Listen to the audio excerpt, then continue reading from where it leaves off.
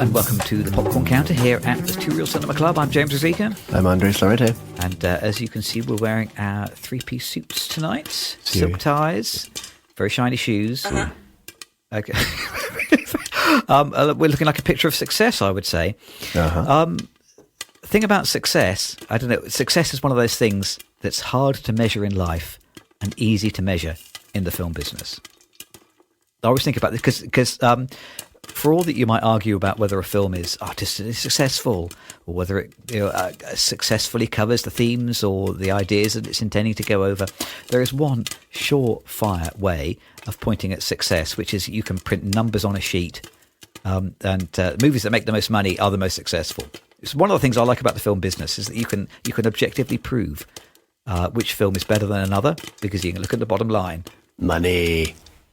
Money. But there's the other thing that we watched two comedies last week. Well, supposedly 1.5 comedies, 1.25 comedies. Spinal Tap II. But the other way you can measure success is in comedy, at least. This is why people say comedy is hard. Mm-hmm. A successful comedy makes people laugh. Yeah, it has to be funny. It has to be funny. Yeah. And it's one of those things about like actors kind of say comedy is hard because when you're doing drama, you can't tell whether the audience are crying or not. Everybody's quiet. They seem to be paying attention. Maybe they're asleep. Yeah. Whereas if you're doing comedy, either you get the laughs or you don't.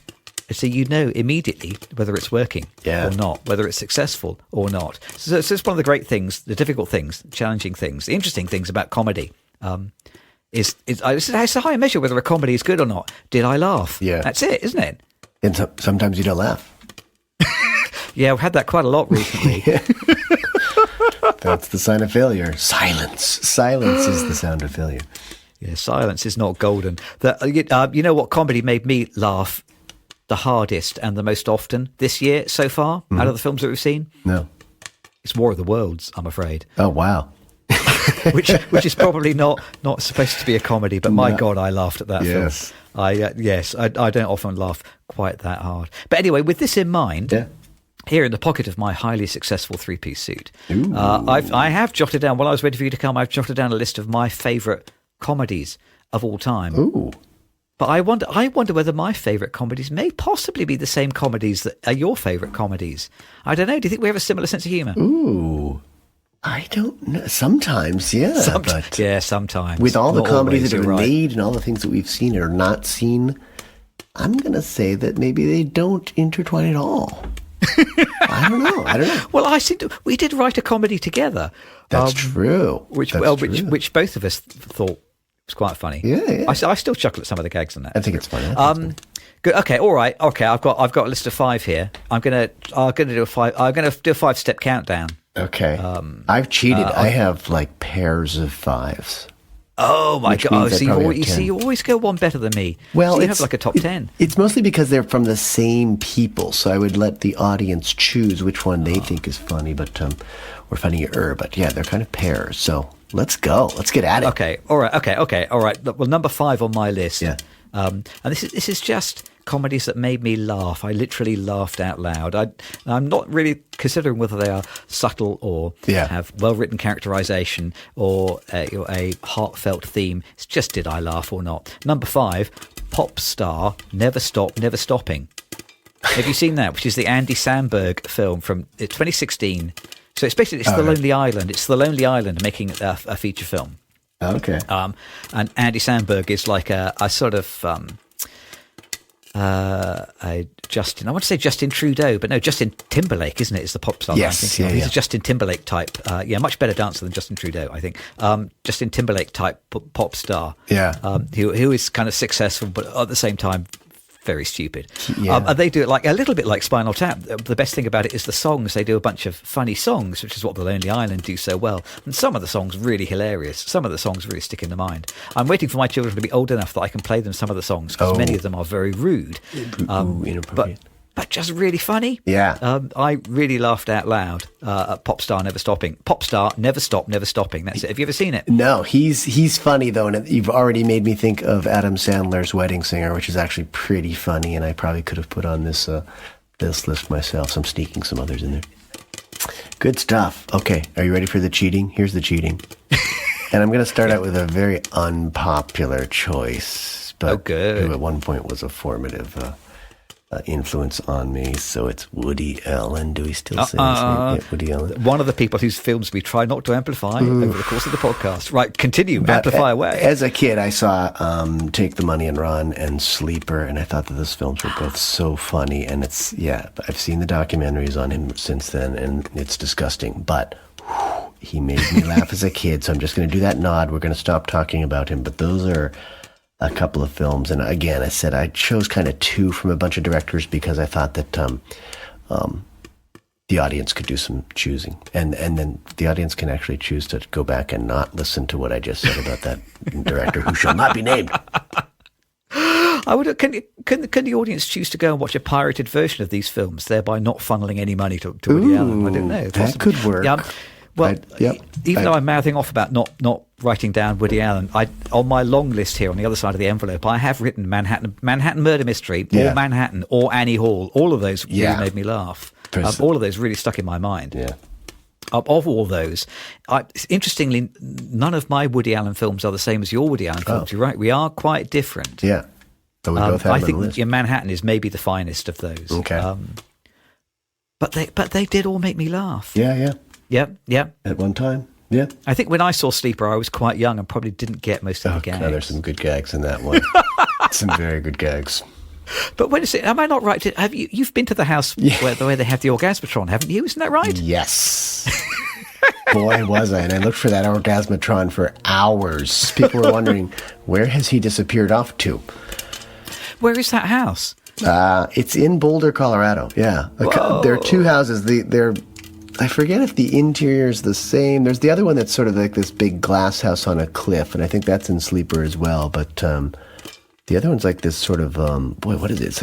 It's almost like a steering wheel or a ship steering wheel where there's a center area, and then there are these 5 or 6 extensions that spiral off of it, and it's a great house.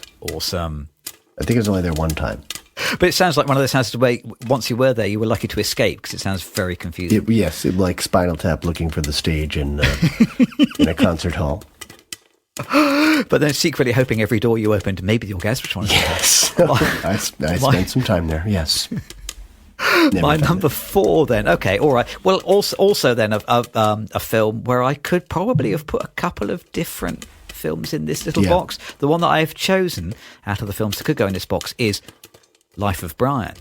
Oh yeah, directed by Terry Jones, but Monty Python and the Holy Grail also could quite happily sit in this gag. I think Life of Brian is a better film. I think Life of Brian is probably a funnier film. Life of Brian is actually a pretty sophisticated, heartfelt film as well. Yeah. I remember at the time being kind of just about old enough to understand that there was a lot of controversy about the release of Life of Brian, and so never seeing it until you're much later in life. Yeah.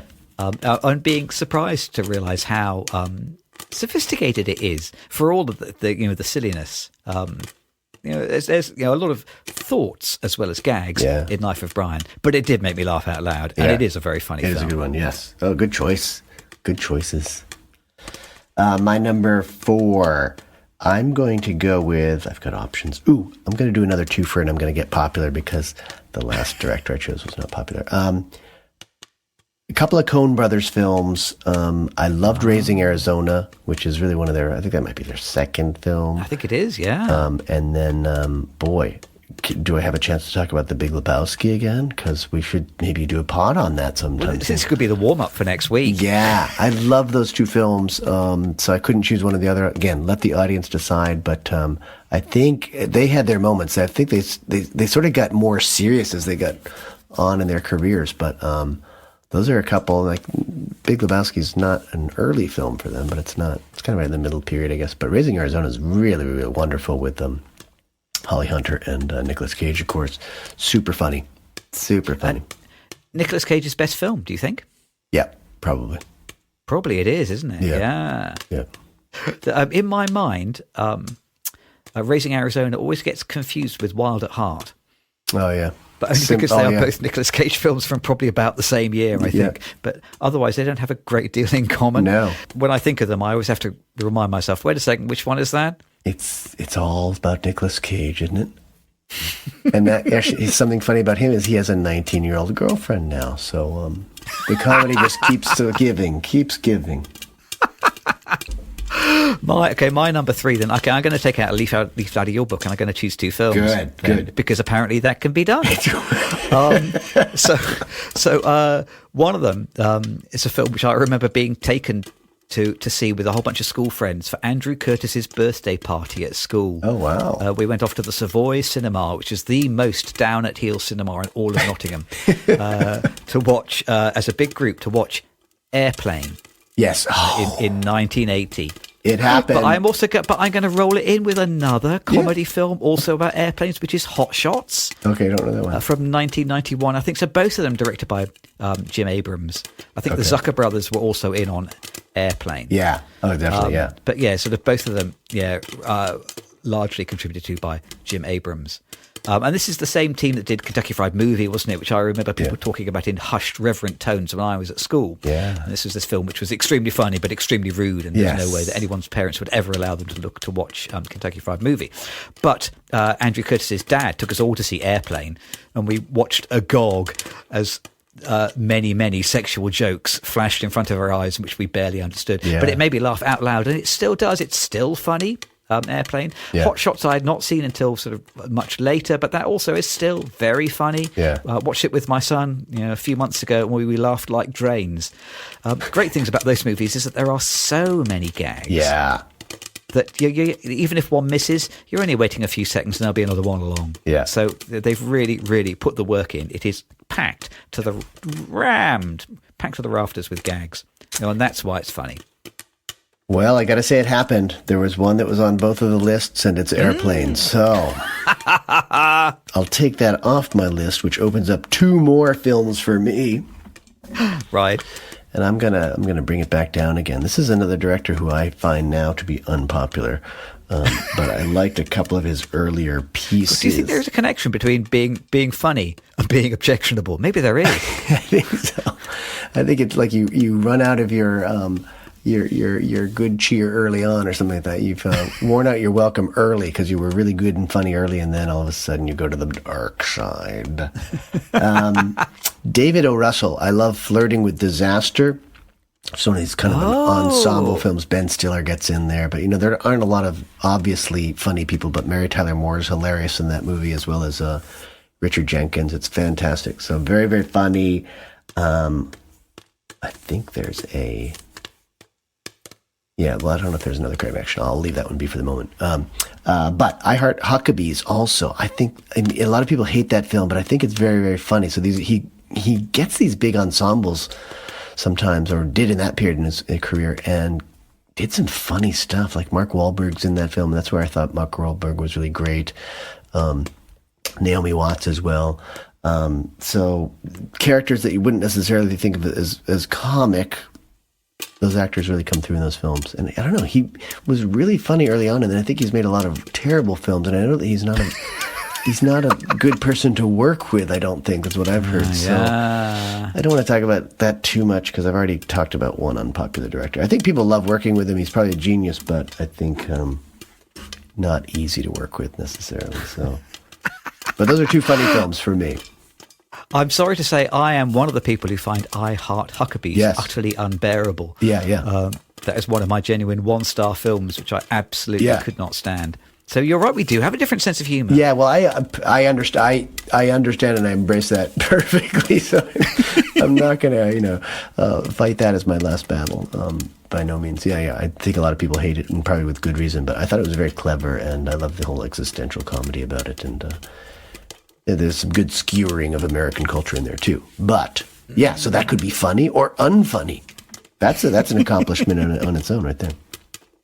You can't please everybody. Okay, my number 2 then, from 1999, directed by Dean Parisot, screenplay by David Howard, Robert Gordon. Oh my God!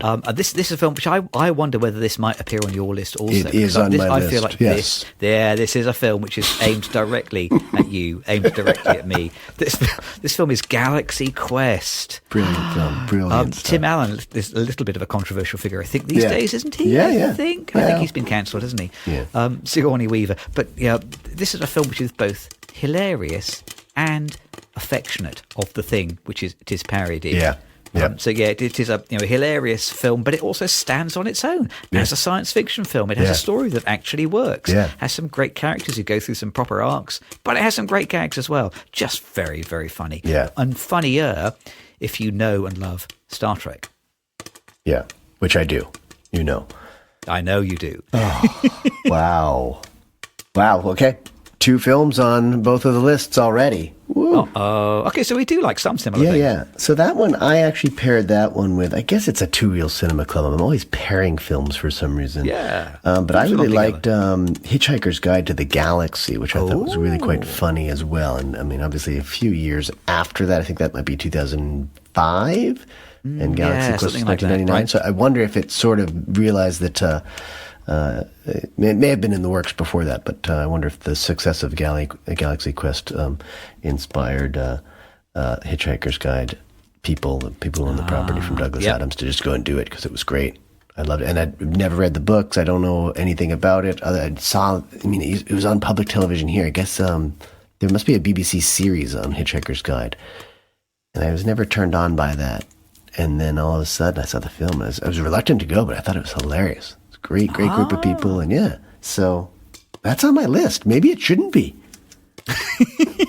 It is worth going back to seek out the books, actually. The first book especially. Although I reread the book a few years ago, and it's interesting how it feels to me very frozen in time. It's very, very specifically a book about sort of 1978, 1979, and it's very specifically about life in North London. It has a very, very specific time and place feel to it, even though it's about sort of people adventuring across the galaxy. A lot of good fun, the books. They do feel a little bit dated and old these days. But then I have digested them as the books and the radio series, and then I bought the records, which were re-recordings of the radio series, and then the BBC television series. Yes, exactly. And then, so by the time I eventually saw the feature film, I'd seen that story in 5 or 6 different forms. Yeah. Wow, multi-platform, multimedia kind of presence there. So, if you write something good, it will work. It's a little bit like writing a good song. It's a good song because you can play it with a full band or you can play it with an acoustic guitar. Yeah. And I'm guessing the same is true of a story, isn't it? Yeah. If it works in one medium, a really good story will work in another. It's almost like technology helps you because it has to be updated periodically. You've got to get the vinyl, then the cassette, the 8-track, the CD, and then finally it's got to be digitized and on Spotify or something like that. So the feature film will be remade as a virtual reality version sometime in the near future. Yes.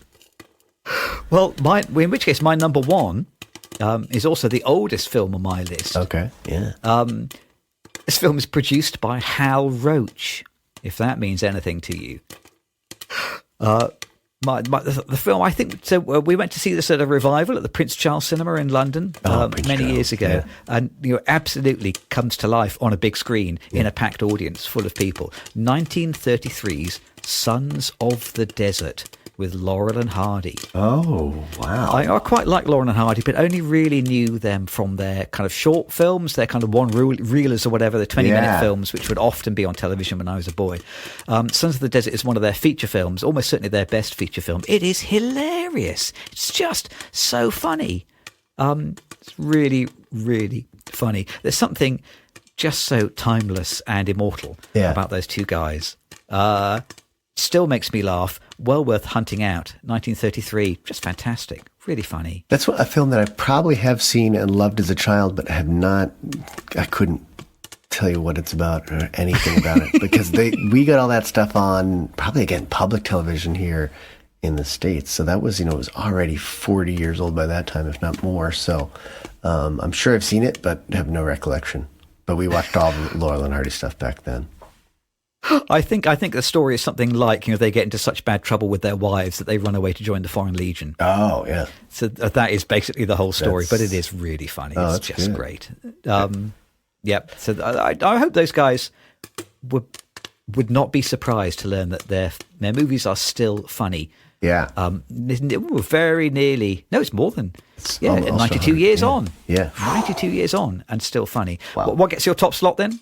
I'm going to go back to the old Two Reel Cinema Club canon. And I think this was 2 years ago, maybe. We watched Women on the Verge of a Nervous Breakdown. Oh, and I kind of just fell back in love with that film. I forget what that was paired with something. Oh, it was probably Women Talking. Women Talking, yeah. Which is not a funny film. Yeah, not a funny film at all. But that was I had a good time with that show. Good films, both good films. But Women on the Verge of a Nervous Breakdown, I think, again, for me, was just like totally eye-opening. What is that? That's like mid to late 80s or something. I was probably... Yeah, it must be, yeah. It was probably late 80s or early 90s before I saw it. And I think it's just hilarious and just some great setups.